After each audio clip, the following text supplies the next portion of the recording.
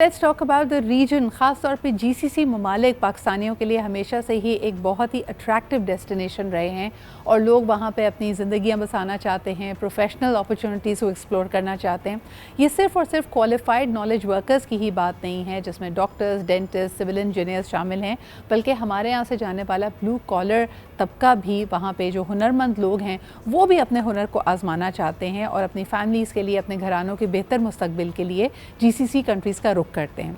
हम आपको बताते चलें कि पाकिस्तान की ओवरऑल मईशत में इनकी भेजी हुई रेमिटेंसेस एक बहुत ही अहम किरदार अदा करती हैं और आज भी अगर हम अपनी एक्सपोर्ट्स की तरफ, अपने पूरे ओवरऑल मैन्युफैक्चरिंग की तरफ देखते हैं उससे कहीं ज़्यादा या उसमें एक खातिर ख्वाह जो हमारा कसीर नंबर होता है वो यकीनन यही रेमिटेंसेस होती हैं।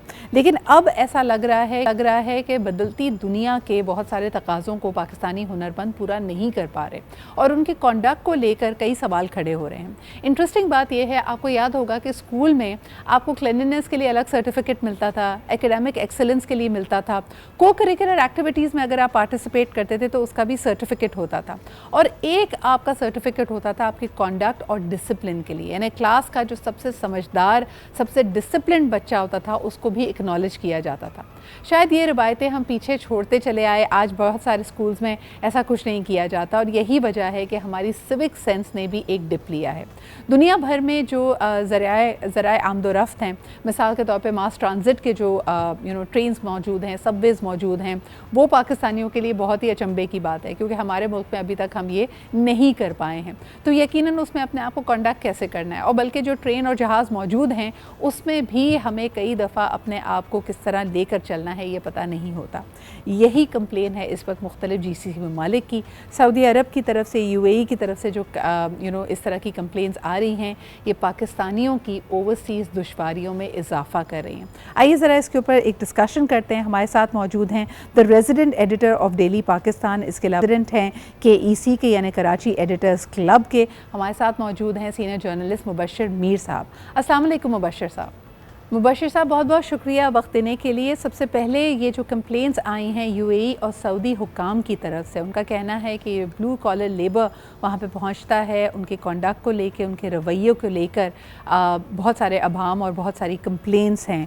आप क्या समझते हैं कि इस पर फ़ौरी तौर पे पाकिस्तानी हुक्काम को या हमारी पार्लियामेंट को, हमारी लीडरशिप को क्या रद्द-ए-अमल शो करना चाहिए, क्या किया जा सकता है? Is this a genuine complain? इसको एड्रेस करने के लिए वो क्या कर सकते हैं? जी सिद्रा, आपने जो क्वेश्चन किया है बहुत ही इम्पोर्टेंट है और ख़ास तौर पे जो इस वक्त ओवरसीज़ पाकिस्तानियों के हवाले से जो न्यूज़ डिस्कशन में आई है और सेनेट में उसको डिस्कस भी किया गया है, उसमें ये बात तो बिल्कुल मफरूज़े पे मबनी नहीं है, बिल्कुल ये बात सच्चाई पे मबनी है कि पाकिस्तानी जो हैं वो क्राइम्स में मुलविस हैं।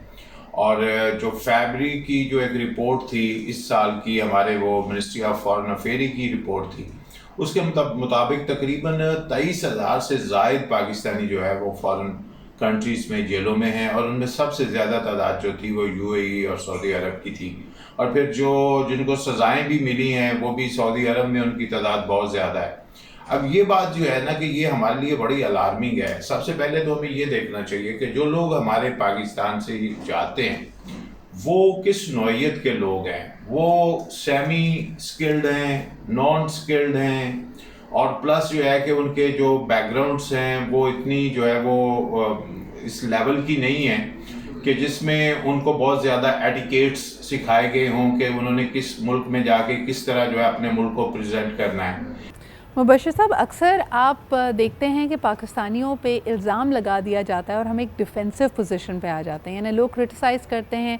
क्या ये जो हुकाम जो सऊदी अरब के हैं जिनकी तरफ से ये लेटर आया है ये किसी डेटा पे बेस्ड है? ऐसे बहुत सारे वाक़यात सामने आ रहे हैं, क्या बहुत सारी गिरफ्तारियाँ अमल में आई हैं?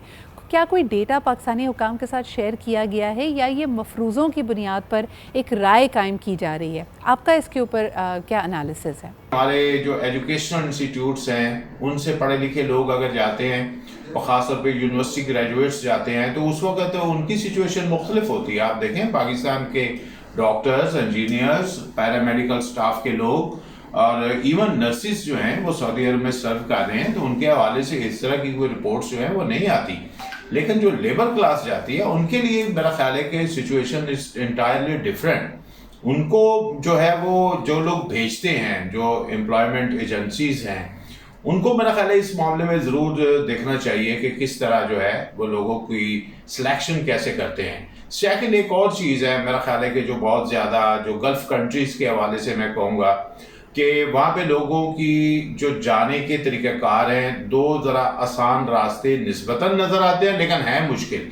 مثلا عمرے کی ویزے پہ لوگ بہت زیادہ جا کے وہاں پہ سلپ ہوتے ہیں, کام کرنے کی کوشش کرتے ہیں اور اس کی وجہ پاکستان میں بے روزگاری ہے یا ہیومن سمگلنگ ہوتی ہے. آپ دیکھیں ہیومن سمگلنگ جو ہے وہ ہمارے کئی ذرائع سے ہوتی ہے, سمندر کے راستے بھی ہوتی ہے, پلس جو ہے وہ ایئرپورٹس کا بھی ایک جو ہے وہ سلسلہ ہے کہ جہاں سے کچھ لوگ جو ہیں وہ لوگوں کو جو ہے وہ بھیجنے میں معاونت کرتے ہیں. ابھی حال ہی میں ایک خبر آئی ہے کہ 950 ایسے اشتہاری پاکستانی جابز پہ جو لوگ تھے, سرکاری ملازمین ان میں شامل ہیں, جو کہ اشتہاری قرار دیے گئے تھے جن پہ کیسز ہیں FIA میں, وہ پاکستان سے جو ہے وہ فرار ہوئے ہیں. اب یہ بھی تو کرمنل مائنڈ کے لوگ ہیں نا جو گئے ہیں, تو لہذا ہمیں اس چیز کو ایکسیپٹ کرنے میں کوئی جو ہے وہ نہیں ہونا چاہیے کہ ایسے لوگ جو ہیں وہ موجود ہیں لیکن ان کی تعداد بہت زیادہ نہیں ہے. اور اگر بیگرز کے روم میں بھی بہت سے لوگ جاتے ہیں تو اس کو بھی ہمیں چیک کرنا چاہیے کہ یہ ہماری جو وزارت ہے اس حوالے سے اوورسیز پاکستانیز کو جو دیکھتی ہے, ان کو اپنی سلیکشن کا طریقہ کار جو ہے اس کو دیکھنا پڑے گا. اچھا, سیریس نوٹس لیا ہے, سننے میں آ رہا ہے کہ یہ جو کمپلینٹس آئی ہیں اس کو سینٹ پہ بھی اٹھایا جا رہا ہے, پارلیمنٹ پہ بھی اس پہ گفتگو ہو رہی ہے. کیا آرا ہمارے لا میکرز کی سامنے آئی ہیں؟ ان کے خیال میں اس مسئلے کا حل کیا ہو سکتا ہے؟ میرا خیال ہے کہ یہ تو $1 ملین کویسچن اس لحاظ سے ہے کہ پارلیمنٹیرینز پالیسی میکرز ہیں, ان کو پہلے تو یہ دیکھنا چاہیے کہ اس ملک سے لوگ جو ہے وہ اس طرح جاتے کیوں ہیں. لوگ مائیگریشن کی طرف یا انلیگل جو مائیگریشن ہے اس کی طرف کیوں راغب ہوتے ہیں. اپنے ملک کے اندر جو نوجوانوں کے لیے اپرچونٹیز ہیں, کیا وہ اتنی محدود ہو گئی ہیں؟ یقیناً محدود ہو گئی ہیں. اس پہ ہمیں ایکسیپٹ کرنا چاہیے کہ اس سال اور پچھلے سال کے اندر بہت زیادہ تعداد میں پاکستانی جو ہیں وہ ملک چھوڑ کے گئے ہیں. تقریباً 2 ملین کے قریب لوگ بتائے جا رہے ہیں جو چلے گئے ہیں. پھر جو سلپ ہوئے ہیں, زیارات پہ بھی گئے ہیں لوگ, وہ بھی سلپ ہوئے ہیں. عراق میں جو ہمارے ایک منسٹر نے جو ہے نا اس کے اوپر جو ہے وہ بات کی ہے. تو سوال یہ پیدا ہوتا ہے کہ ہمارے ملک کے اندر جو ایک غیر منصفانہ تقسیم ہے دولت کی, جس کی وجہ سے دولت چند ہاتھوں میں جو ہے اس کا ارتکاز ہے, لوگوں کے پاس جو ہے وہ اپرچونٹیز وہاں سے نہیں نکلتی. چند لوگ جو ہیں وہ تو بہت جو ہے وہ لگژری لائف جو ہے وہ یہاں پہ گزار رہے ہیں, لیکن جو عوام ہے جو جن کی تعداد 95% میرا خیال ہے کہی جا سکتی ہے, جن کے پاس وہ سہولتیں نہیں ہیں. آپ خود دیکھیں, گورنمنٹ کے اپنے اعداد و شمار ہوتے ہیں کہ پاورٹی لائن سے نیچے رہنے والوں کی تعداد کتنی ہے, اور پاورٹی لائن کتنی جو ہے وہ $2 پر ڈے کے حساب سے ہے, اور اس کے بعد کتنے اور لوگ اس بریکٹ میں آتے ہیں کہ جن کے پاس کچھ زیادہ نہیں ہے, تھوڑا تھوڑا ہے. تو لہٰذا لوگوں کو اپنا ایک فیوچر جو ہے اگر بہت ہی زیادہ ڈارک نظر آتا ہے تو اس میں پارلیمنٹیرینز کا بہت بڑا, اس میں پالیسی میکرز کا بڑا دخل ہے کہ وہ ایسی پالیسیز ابھی تک کیوں نہیں انٹروڈیوس کرا سکے کہ پاکستان کی نوجوان نسل اپنے ملک کے اندر اپرچونٹیز تلاش کرے, ان کے پاس جو ہے وہ ایسے پروجیکٹس ہوں کہ وہ جو ہے وہ باہر کی طرف دیکھنا کم کریں اور اپنے ملک میں اپنی انرجیز جو ہیں وہ ان کو صرف کریں تاکہ وہ اس ملک کو آگے بڑھانے کی کوشش کر سکیں. لیکن اگر وہ یہ سوچتے ہیں کہ ہمیں ہر صورت جو ہے وہ کسی اور ملک میں جا کے قسمت آزمانی ہے, تو یہ میرا خیال ہے کہ مسئلہ جو ہے وہ ہمارے پالیسی میکرز کا ہی آتا ہے, جن کو اس کے بارے میں سیریسلی سوچنا چاہیے. ویسے تو ہم یوتھ پالیسیز اناؤنس کرتے ہیں لیکن اس کی امپلیمنٹیشن کو ضرور دیکھنا چاہیے. صوبے جو ہیں ہمارے جن کے پاس اس وقت وسائل بہت زیادہ ہیں, اور 18ویں ترمیم کے بعد سب سے زیادہ جو ہے وہ پیسہ جو ہے وہ مرکز سے بھی صوبوں کے پاس آتا ہے. تو صوبوں میں آپ دیکھیں کیا سچویشن ہے. آپ سندھ کو دیکھ لیں, بلوچستان کو دیکھ لیں, پنجاب کے اندر. اب یہ تو آپ کہہ رہے ہیں کہ بھائی آپ بڑے بڑے اچھے روڈز بنا دیں اور بریجز بنا دیں, لیکن کیا جو ہیومن ریسورس ہے اس کے اوپر ہم انویسٹمنٹ کتنی کر رہے ہیں؟ اصل سوال یہ ہے. ہیومن ریسورس ڈیولپمنٹ جو ہے اس کے اوپر اگر ہمارا پیسہ خرچ نہیں ہو رہا تو میرا خیال ہے کہ ہمیں اس کو سیریسلی سوچنا چاہیے. بہت بہت شکریہ مبشر صاحب موجود ہونے کے لیے. اور جس طرح دنیا کا دستور ہے جی مائٹ از رائٹ, اگر آپ کے پاس اکنامک استحکام ہوتا ہے, معاشی طور پہ آپ اسٹرانگ ہوتے ہیں, تو یقیناً آپ کے پورے معاشرے میں ایک تبدیلی آئی بھی ہوتی ہے. اس طرح کی کمپلینس بھی شاید آپ کے بارے میں نہیں آتی.